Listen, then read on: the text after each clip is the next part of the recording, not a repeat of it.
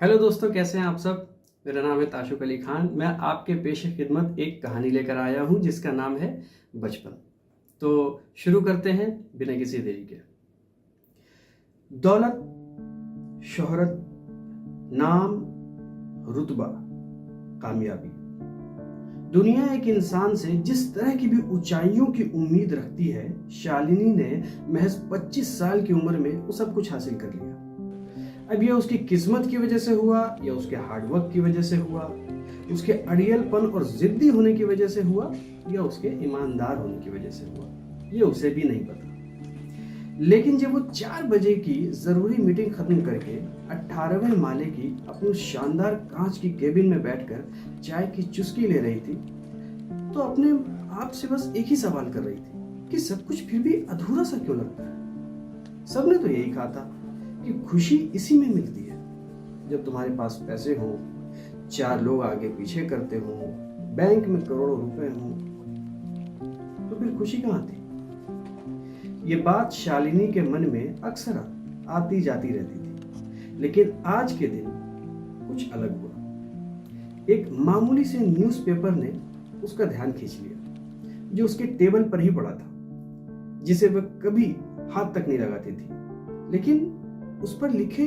सिर्फ एक शब्द ने उसके अंदर के इंटरेस्ट को जगा दिया। वो था बचपन। वो इश्तिहार किसी मशीन के बारे में था जो आजकल ट्रेड फेयर में बड़ी जोरों शोरों से दिखाई जा रही थी। दावा यह किया जा रहा था कि वो मशीन इंसान के दिमाग से उसके बचपन की यादों को लेकर उन्हें प्रोसेस करके उन्हें सपना दिखाती है, उन्हें ऐसा महसूस कराती है कि वो अपने बचपन के दिन में चले गए हों। अब जाहिर है कि हम में से हर एक को कभी ना कभी ये ख्याल आता ही है, काश कि फिर से हम बच्चा हो पाते। शालिनी भी कहाँ कुछ अलग थी।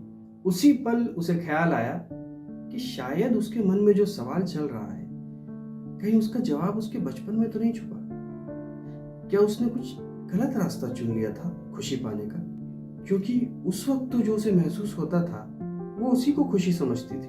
5 मिनट के अंदर उसने 3 लोगों को फोन लगाया जो उसके बचपन के उन्हीं दिनों के दोस्त थे। अचानक से शालिनी का फोन आने पर वो भी एकदम से हड़बड़ा गए। आखिर ये अमीरजादी ने इतने गरीब लोगों को याद कैसे कर लिया? वो तो बड़े लोगों के साथ उठती बैठती है। शिवा के कई बार सवाल करने पर भी शालिनी ने फिर से वही जवाब दिया, अरे बोल तो रही हूँ, एक बार चलते हैं ना, चेक करते हैं, क्या पता अच्छी मशीन हो। शिवा बोला, देख शालिनी, मेरे पास इतना पैसा नहीं है। मैंने भी वो एडवर्टाइजमेंट देखा था, 50,000 लगते हैं उसमें जाने के।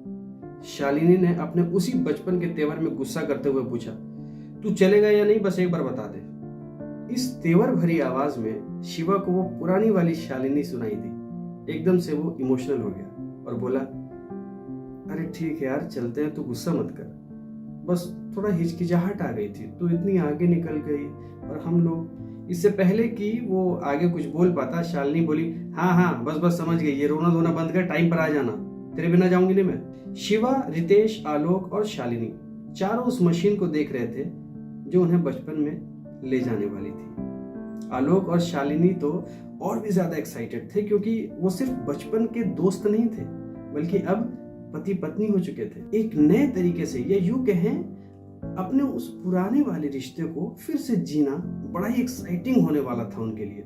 वो दोनों एक दूसरे को देखकर मुस्कुराते हुए यही सोच रहे थे। मशीन शुरू करने से पहले ऑपरेटर ने उन सबको समझाया, आप सभी को 1 घंटे का वक्त मिलेगा अपने सपने के अंदर, उसके बाद आपको एक अलार्म सुनाई देगा और उसके बाद आप लोग अपने सपने से बाहर आ जाएंगे। ये कहकर ऑपरेटर ने सबको हेलमेट पहनाया।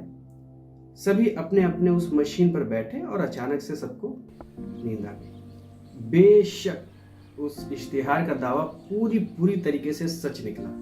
वो चारों नन्हे मुन्ने छोटे छोटे बच्चों के रूप में अपने अपने घरों से बाहर निकले, अपने उसी गांव में, उसी छोटे से शहर में जहां वो स्कूल जाया करते थे, जहां वो उस मैदान में खेला करते थे। एक दूसरे को चूटी काट कर चेक करने लगे कि कितना असली सा लग रहा है सब कुछ, मानो ना यकीन ही नहीं आ रहा। शिवा तो पागल ही हो उठा, अरे कसम से यार, मेरा तो दिमाग खराब हो रहा है, क्या चीज बना दी यार इन लोगों ने, साइंस कहां से कहां पहुंच चुका भाई। ये कहकर शिवा आगे ही चल पड़ा। अरे भाई कहां जा रहा है तू, पीछे से रितेश ने पूछा। अमरूद के पेड़ के पास, ये कहते हुए शिवा दौड़ पड़ा। उसके पीछे बाकी तीनों भी दौड़ पड़े। क्योंकि सच में अमरूद के पेड़ पर जब वो चढ़कर अमरूद तोड़ते थे तो उससे ज़्यादा खुशी इस दुनिया में कभी महसूस नहीं की उन लोगों ने। दौड़ते दौड़ते शालिनी और आलोक भी आपस में मस्खरी वाली बातें करने लगे। आलोक बोला, शालिनी वैसे एक बात बोलूं, बड़े होकर हम लोग शादी करने के बाद कितना गंदा गंदा काम करते हैं ना। शालिनी एकदम से हंसने लगी, हट पागल, कुछ ही बोलता है। थोड़ी दूर में ही वो सारे थककर हाँफने लगे और फिर चाल धीमी हो गई। रास्ते में उन्हें वो पुराना बड़ा सा घर दिखाई दिया जिसको वो चारों भूतिया हवेली कहा करते थे। वो कभी वहां जाया नहीं करते थे।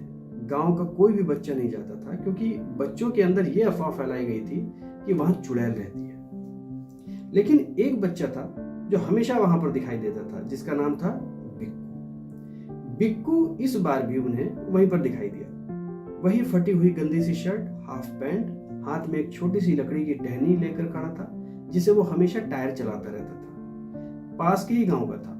अब किसका लड़का था ये किसी को नहीं पता, लेकिन वो इतना अजीब था कि गांव का कोई भी बच्चा उसके साथ खेलता नहीं था, ना ही कोई बात करता था। सिर्फ वही एक अजीब लड़का था जो उस भूतिया हवेली से कभी नहीं डरता था। इसीलिए शायद बच्चे उसके साथ घुलते मिलते नहीं थे। लेकिन उन चारों को जो बात बुरी लग रही थी वो ये थी कि बिक्कू 1 साल के बाद मरने वाला था। ये बात सिर्फ उन्हें पता थी इस वक्त। शालिनी बिक्कू के पास गई और उसने पूछा, हमारे साथ खेलोगे? बिक्कू हैरान रह गया। ऐसा लगा उसके हाथ से जैसे वो लकड़ी की टहनी छूटकर गिर जाएगी। वो उन चारों को देखने लगा, जैसे आंखों ही आंखों में पूछ रहा हो कि मुझसे बात तो नहीं करते हो तुम लोग तो कभी भी मेरे साथ खेलते भी नहीं हो। लेकिन फिर थोड़ी ही देर में बिक्कू भी मुस्कुराया और बोला, ठीक है, पकड़म पकड़ाई खेले। ये पहली बार था जब उन्होंने बिक्कू से दोस्ती की थी।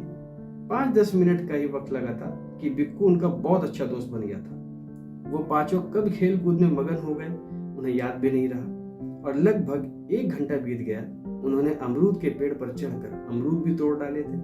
खाने में सब कुछ असली भी लग रहा था, स्वाद भी आ रहा था। लेकिन फिर अलार्म बजने लगा। सबने एक दूसरे का चेहरा देखा और फिर रितेश ने बिक्कू से कहा, भाई अब हम लोग जा रहे हैं, अब हम लोग यहाँ नहीं रुकेंगे। बिक्कू समझ नहीं पाया, मतलब कहाँ जा रहे हो तुम लोग? 1 घंटा और खेलते हैं ना, उसके बाद चले जाना। लेकिन तब तक उन चारों की नींद खुल चुकी थी। बिक्कू, उनका बचपन, वो सब कुछ जा चुके थे। उस दिन एक कैफे में वो चारों बैठकर सिर्फ उस पल को याद कर रहे थे जो अभी अभी वो जी कर आए थे। क्या उसी को खुशी कहते हैं?